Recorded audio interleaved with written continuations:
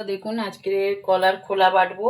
এখানে 5খানা কাঁচা লঙ্কা নিয়ে নিয়েছি, 7-8টা কোয়া রসুন নিয়েছি, আর কলার খোলাটা কালকের সেদ্ধ করে রেখে দিয়েছিলাম। আজকে বাটা করবো। আজকে অন্য কোনো কিছু দেখাচ্ছি না বন্ধুরা। কে কে কলার খোলা বাটা খেতে ভালোবাসো অবশ্যই কমেন্টে জানিও। তো চলুন আমি কলার খোলাটা বাটি, এর সাথে কালো জিরে দেবো। দেখুন বন্ধুরা, কালো জিরে এইটুকুনি নেবো, কেন যেহেতু দুটো কাঁচা লঙ্কা কলার খোলা আছে, তার জন্য অল্প করেই কালো জিরে দেবো। গ্যাসটা জ্বালিয়ে নেবো।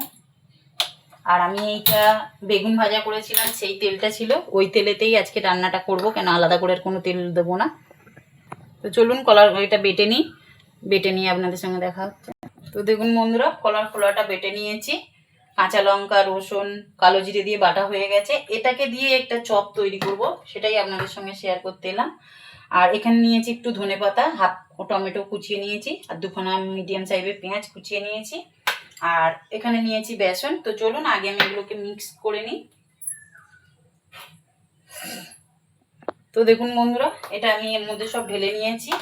এখানে দিয়ে দিচ্ছি 1 চামচে পরিমাণ নুন, একটু দেবো চিনি স্বাদের জন্য। তো দেখুন আমি নুন এক চামচেটা দিয়েই নিচ্ছি, 1 চামচে পরিমাণে একটু চিনি দিলাম, আর দিয়ে দেবো একটুখানি হিং, কেন যেহেতু খাওয়ার সোডা নেই। এই যে একটুখানি 1 চিমটের মতন দিয়ে দিলাম হিং, আর দিয়ে দিচ্ছি বেসনটা অল্প অল্প করে দিয়ে ম্যারিনেট করে নেবো আগে ভালো করে। তো চলুন আমি মেখে নিই।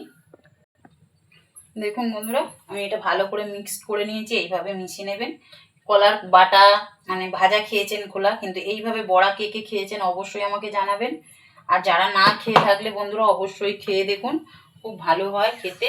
আর এইটাকে আপনারা বড়া বানিয়ে তরকারিও করে খেতে পারেন, বা গরম গরম ভাতের সাথে ডাল দিয়েও তৈরি করে খেতে পারেন, কোনো রকম ডেলা হয়নি। দেখুন এর মধ্যে দিয়েছি টমেটো, ধনেপাতা, কাঁচা লঙ্কা, রসুন, কাঁচা পেঁয়াজ আছে। রসুন কাঁচা লঙ্কা কালো জিরে তো বেটেছি, আপনাদেরকে সেটা আগেই দেখিয়েছিলাম বন্ধুরা। আর ফের এইটা বড়া করার জন্য আমি এতে টমেটো, ধনেপাতা আর কাঁচা পেঁয়াজ অ্যাড করেছি।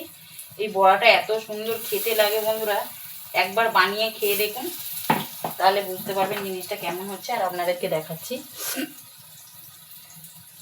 তো দেখুন বন্ধুরা, আমার 1 পিঠের বড়া হয়ে গেছে। আমি একটু উল্টে দেবো হালকা হাতে। আর আমার এতে যেহেতু একটু বেগুন ভাজার তেল ছিল বলে আমি ওই তেলেতেই করলাম, আলাদা করে তেল দিলাম না। আপনারা এটা সর্ষের তেলে আমি করছি, আপনারা চাইলে সাদা তেলেও করতে পারেন, সর্ষের তেলেও করতে পারেন, কোনো অসুবিধা নেই। আর কে কে এইভাবে বড়া বানিয়ে খেয়েছেন কলার খোলার অবশ্যই আমাকে বন্ধুরা জানাবেন। আর আমার যদি ভিডিওগুলো ভালো লাগে, পূর্ণিমা লাইফস্টাইল চ্যানেলটাকে সাবস্ক্রাইব করে দেবে। এইভাবে পাশে থাকবেন বন্ধুরা, নিত্য নতুন নতুন নতুন রান্না আপনাদের সঙ্গে তুলে ধরবো। তো চলুন আমি বড়াটা করে নিই। তো দেখুন বন্ধুরা, বড়া আমার হয়ে গেছে, আমি এটা তুলে নিচ্ছি। আর যেহেতু আজকের আমাদের সেদ্ধ ভাত হয়েছে, আজকের কোনো তরকারি রান্না করিনি, ওই জন্য আজকে কলার খোলাটাকে এইভাবে বানালাম। যদি একটু ডাল বা অন্য কিছু করতাম তাহলে হয়তো বড়াটাকে করতাম না, বাটাই করতাম। তো দেখুন বন্ধুরা, আমার হয়ে গেছে, কলার বড়াগুলো তুলে নিচ্ছি।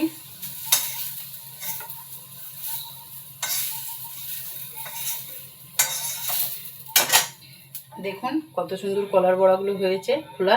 এটা কলারও না, খোলা মানে সেদ্ধ করে বেটে নিয়েছি, নিয়ে বড়া বানিয়েছি। কেউ যদি না খেয়ে থাকো বন্ধুরা অবশ্যই একবার বানিয়ে খেয়ে দেখো, খুব ভালো হয়, খুব টেস্টি খেতে।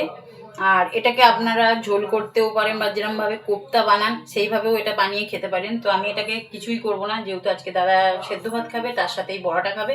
আর খুব খুব টেস্ট হয়েছে বন্ধুরা, না খেলে আপনারা বিশ্বাস করতে পারবেন না। একবার বানিয়ে খেয়ে দেখুন, ভালো লাগবে অবশ্যই আপনাদের। আর কেমন হলো অবশ্যই কমেন্টে জানাতে ভুলবেন না। আর এইভাবে কে বড়া খেয়েছেন অবশ্যই আমাকে জানাবেন। এই দেখুন বন্ধুরা, কত সুন্দর হয়েছে বড়াটা।